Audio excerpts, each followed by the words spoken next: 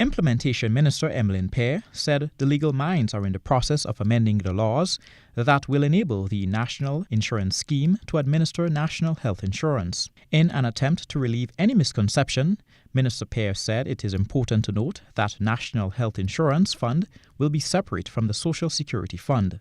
I want to, Mr. Speaker, address what can be possible fear of persons that the law will be amended, and we are in the process of doing this. Legal Affairs is supporting the process.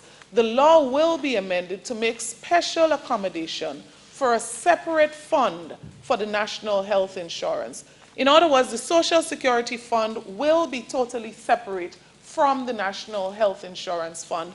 And so what we are attempting to do is to bring NHI into the existing structure of the National Insurance Scheme. And the legislation, we are in the process of amendments, and of course shortly we will be tabling here in Parliament those amendments to facilitate the actual operation of national health insurance. Minister Pear relayed an encounter with an individual who only recently was made aware that he will not be covered by his insurance company beyond a certain age. Mr. Speaker, only a couple weeks ago, a gentleman says to me, I have private health insurance. And I did not consider how important national health insurance would be to me until I remembered that there's an age limit until which I would be covered. The difference with national health insurance, whether you are sick or you are well, you will be able to access the service. That is why we are saying it is a fundamental right of every Grenadian to have access to this service. Government has sought assistance from other islands which has already implemented national health insurance.